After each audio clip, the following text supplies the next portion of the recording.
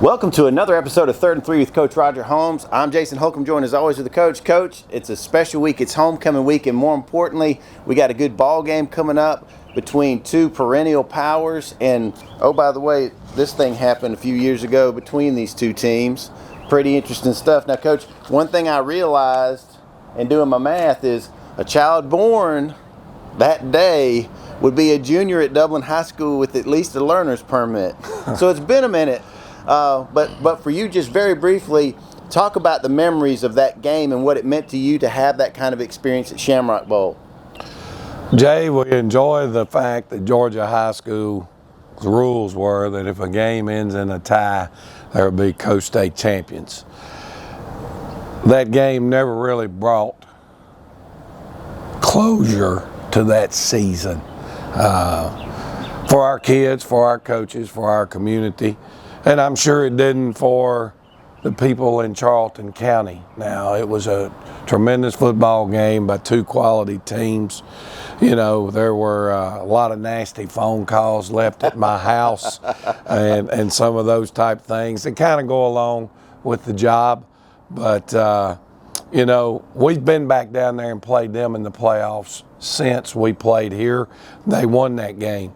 But being the 100th year of Dublin football and that being probably one of the proudest days of Dublin football history, the crowd turnout, it was an unbelievable atmosphere. Yes, it was. It just worked out really great that Charlton County had the week open. We had the week open. Actually, they called us looking for game because nobody in South Georgia is playing them.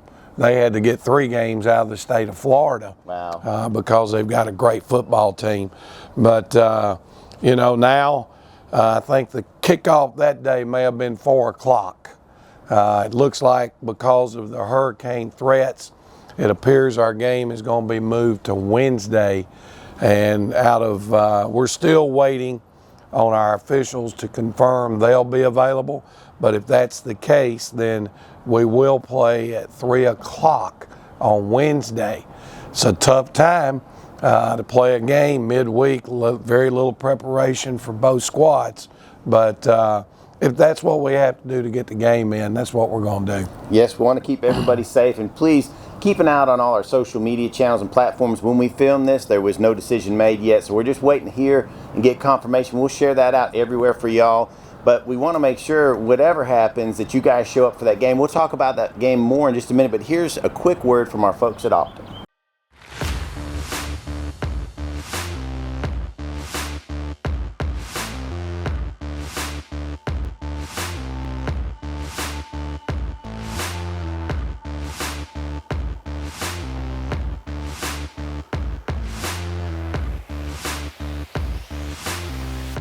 Well, Coach didn't play last week, so you can't have a player of the week. So we took a minute. Optim wanted to thank and congratulate all our homecoming court, those young men and women. Obviously, we're having to look at some ways to still celebrate them so that the hurricane isn't raining down on some pretty dresses and hairdos. Always a special time. I remember a few years ago we had a hurricane situation where we had to go all the way over to the gym to do homecoming and then come all the way back. But just want to thank our folks from Optim. They always do a fantastic job, and they're so great about taking care of our kids and celebrating our kids. But, Coach, now we get to the meat and potatoes of the week.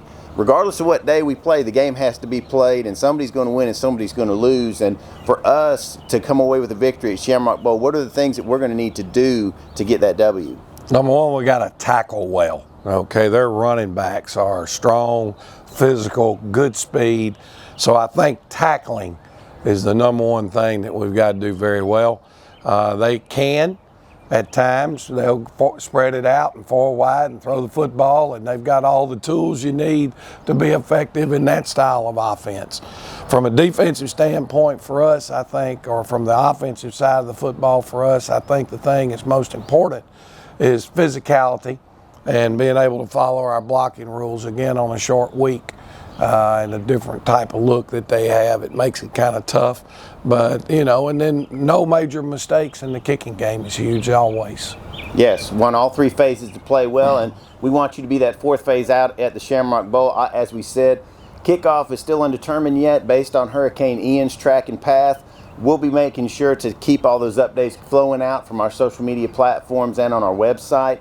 But come out and support once you find out what time it is, because these young men are working hard every day. I see them outside all the time at practice. They're putting in a lot of work, and more importantly, this is a good swing time as we go through this murderer's row of teams. Yeah. You know, this could be a good swing. It's midway point of the season, so we want you guys to come out and support. And right before we close, Coach, I want to tell you one good thing. Congratulations.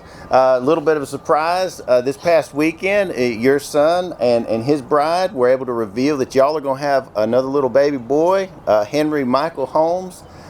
April 2nd is the due date right now. I've teased it might be an April Fool's baby. It could be. I think it's going to be the 31st because April 2nd is on a Sunday. So I think the doc's going to go in and induce on Friday so they won't have to be on call on Sunday. But we'll see how it goes, and we are excited for Riley and Sarah. You know, Grandma's excited, and crew. Erica's grandson, yeah. he's going to have to be the big brother now. I'm so excited Erica's for son, our other grandson. Right. Well, we're so excited for y'all to see your family growing, and Coach Riley does such a fantastic job in his role here. And we want to thank you guys, as always, for tuning in to 3rd and 3 with Coach Roger Holmes.